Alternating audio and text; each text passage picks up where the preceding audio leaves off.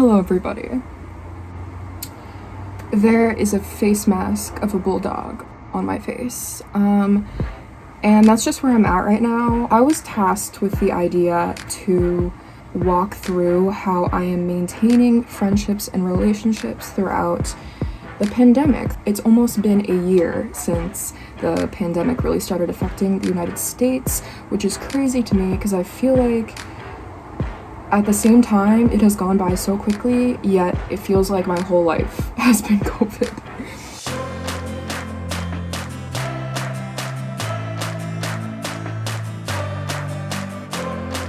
So basically, we can't see people in person as often as before, and we all know that Zoom fatigue is definitely a thing. I most definitely have it. However, I think there are a lot of ways that we can still stay connected during these times. So first of all, I think the foundation needs to be yourself beforehand.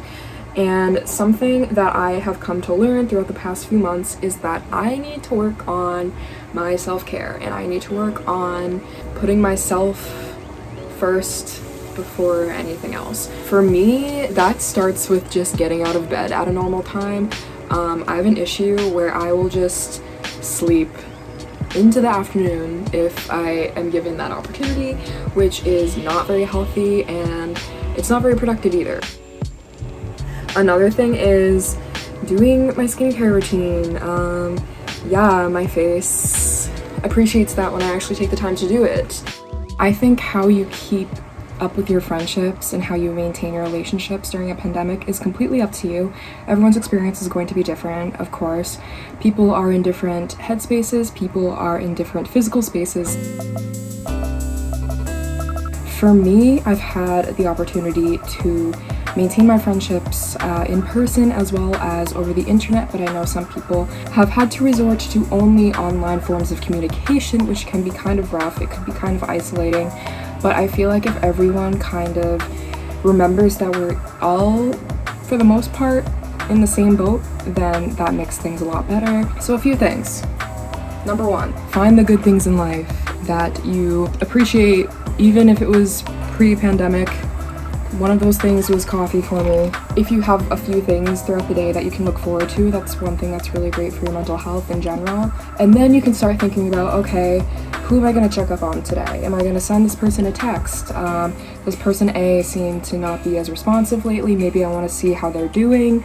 Another thing is, for activities or things you used to do pre-pandemic that you don't get to enjoy as often now, try to find ways to alter those experiences to make sure that you're following proper guidelines, but also are getting those experiences.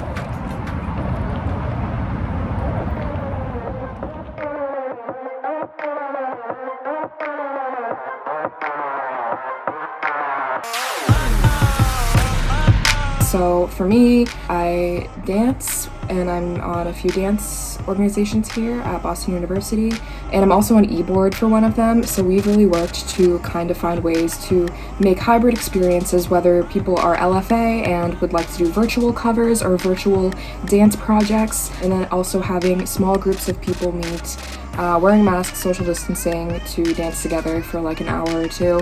It just makes a huge difference to be able to find these outlets in which we are still doing the thing we love, but making sure that we're being responsible at the same time. So that's 1, 2. Your left leg is cocked, your right finger is pointing up, and your left finger is pointing down.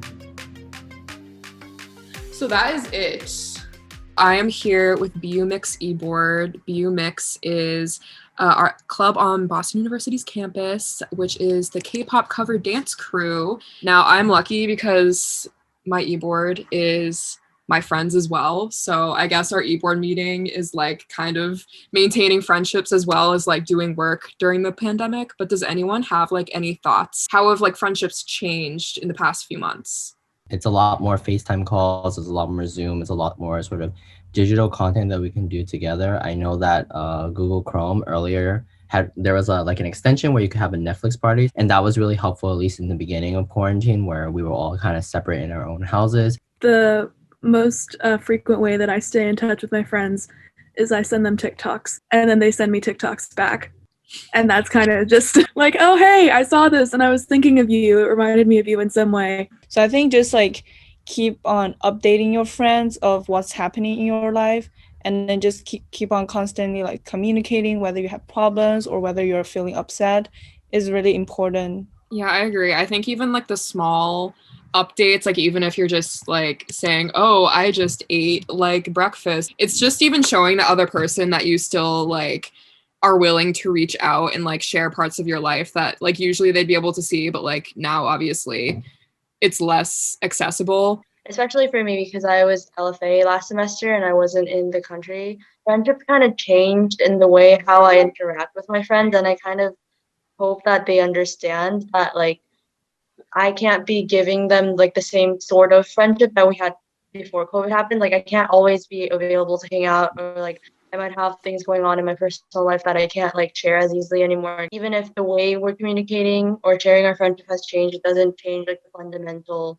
love I have for you as a friend, etc. Even Zoom, like as much as we hate it, has been a huge resource for clubs and for friends as well. Cause I know like we even like have done game nights and stuff for Mix and just as friends over Zoom, which like if you told me that a year ago, I'd be like, literally, what are you talking about? Like, what is Zoom? Like, why are we doing that online? Gaming is definitely something that people are kind of overlooking, that kind of really saved a lot of people during quarantine, because like, you know, it's just been kind of hard to bond with people, especially for like new freshmen or sophomores that are coming into BU. They don't necessarily know anyone just yet. So I think games have been a really good like medium to sort of break that initial awkwardness between people and to sort of keep up ongoing relationships.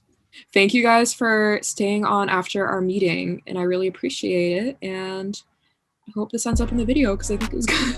So yeah, overall, maintaining friendships during a pandemic, number one, it's hard. Don't beat yourself up if you are going through something, or if your friends don't seem as responsive, they could be going through something as well. If you're an international or out-of-state student, those are completely valid feelings, so don't be too hard on yourself. Reach out to your friends, check in on them, see how they're doing, whether that's over text, call, email, Zoom, social distancing, outside, whatever you gotta do, make it work.